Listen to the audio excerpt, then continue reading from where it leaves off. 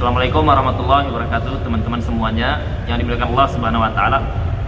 Kemarin kita ada bertanya di Facebook kita tentang kendala teman-teman yang pernah belajar bahasa Arab namun belum bisa mempraktekkan baca kitab. Kalau kita pengalaman pribadi, lihat dengan pengalaman teman-teman lain yang sudah bisa, kita lihat ada perlu dipahamkan pemetaan baca kitab dulu. Dan pemetaan baca kitab itu ibaratkan kita ingin pergi ke suatu tempat dan tempat tersebut belum kita kenali, belum kita lalui, belum pernah ke sana, sehingga masih tabu bagi kita dan kita butuh peta. Kita butuh peta, dan peta ini untuk memudahkan kita mengetahui kita akan melalui apa saja untuk sampai ke tempat tujuan. Apa saja yang dibutuhkan untuk memudahkan sampai ke tujuan dan bagaimana cara biar kita itu lebih cepat ke sana. Jadi peta ini sangat penting. Jadi ketika kita ingin membaca kitab, itu tujuan utama, ingin membaca kitab plus memahami penjelasan yang di dalamnya. Jadi ketika kita ingin mencapai ke tujuan tersebut, kita perlu memahami peta untuk bisa mencapai ke tujuan. Kemarin kita pelajaran Santri Kalong sudah kita kaji secara umum untuk masalah pemetaan ini. Bisa dilihat di link Facebook Akademi Adab dan Entrepreneur penjelasan lebih detailnya.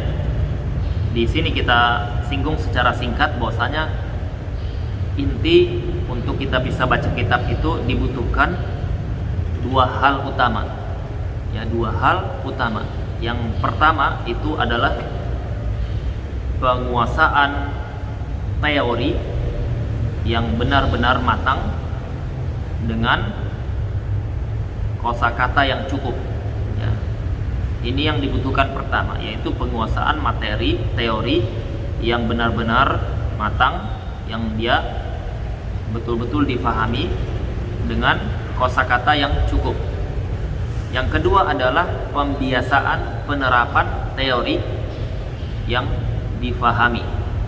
Yaitu yang kedua adalah adaptasi untuk penerapan teori yang difahami, dibiasakan. Ya, namanya pembiasaan itu butuh adaptasi. Adaptasi itu tidak bisa sekali dua kali, tetapi harus rutin.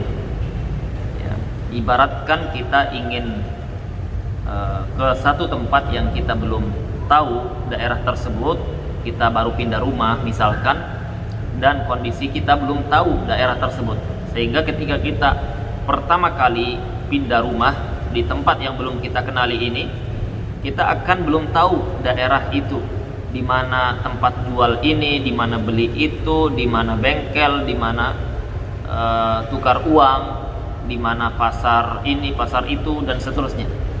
Belum tahu ini arahnya gang kemana, tembusnya kemana, jalan tikusnya di mana, karena kita belum terbiasa. Caranya gimana? Ketika kita hari kedua kita keluar, kita telusuri, kita lihatin kiri kanan, hari ketiga pun seperti itu, hari keempat kita akan mulai terbiasa. Ya, dalam waktu singkat kita akan sudah hafal daerah tersebut dan kita insya Allah tidak akan tersesat. Ya, jadi kita dengan terbiasa diulang-ulang itu akan memudahkan. Ya, baca kitab pun sama.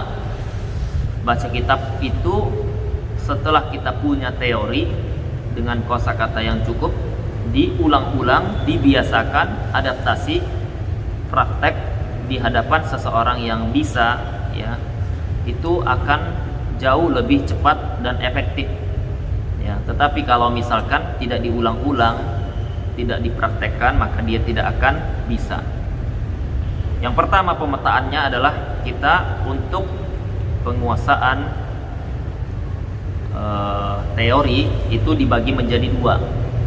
Kita harus bisa paham membedakan antara isim, fiil, dan harf, mengidentifikasikannya, bagaimana ciri-cirinya untuk membedakannya. Kenapa? Karena ketika kita masuk ke bahasa Arab, kita tidak bisa melewati tangga ini, mustahil kita bisa baca kitab. Ya, Jadi ketika sudah mampu membedakan antara isim, fiil dan harf, dilatih ya, itu akan memudahkan kita untuk tangga berikutnya ya. Jadi ketika kita sudah belajar teori, kalau yang kita terapkan belajar teorinya cara membedakan isim, fiil dan harf, itu kita terapkan, kita masuk ke kitab, kita praktekkan yang mana yang isim, yang mana yang fiil, yang mana yang harf.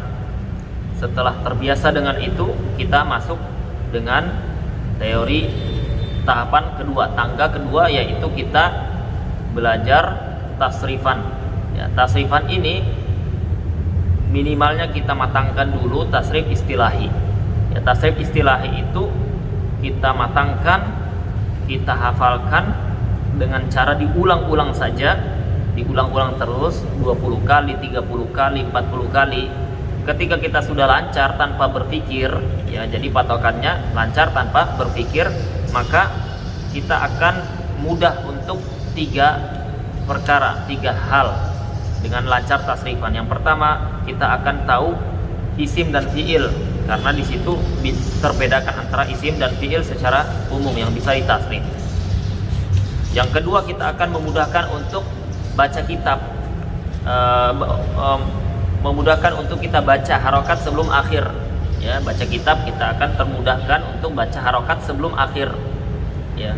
Jadi misalkan istidlalun, istidlal itu bisa kita baca dari tasrifan karena lancar, tapi nanti harokat akhirnya istidlalun, lun ini akan dipelajari di tahap berikutnya ya. Faedah yang ketiga tasrifan agar memudahkan kita buka kamus.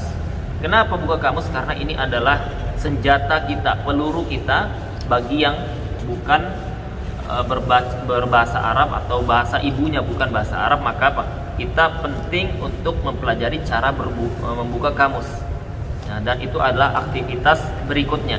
Jadi setelah yang kedua tasrifan kita lancar, kita lanjutkan dengan cara membuka kamus ya. Cara membuka kamus ini belajar pelan-pelan, kemudian kalau sudah lancar belajar cara cepat membuka kamus ya. Jadi kalau sudah 3 tahapan ini dilalui, kita akan mampu membedakan isim, fiil dan harf dengan 3 pelajaran ini ya. Di Santri Kalong kita belajar fokus dengan 3 hal ini untuk kita bisa melalui tangga pertama untuk bisa membaca kitab. Ketika sudah bisa membedakan isim dan fiil, dibanyakkan praktek, sering buka kitab, buka kamus, kemudian kita latih untuk membedakan isim dan fiil, isim dan fiil, isim dan fiil. Nah, kita akan terbiasa dengan itu. Setelah itu kita baru masuk ke peta berikutnya. Insya Allah di part kedua kita akan jelaskan. Assalamualaikum warahmatullahi wabarakatuh.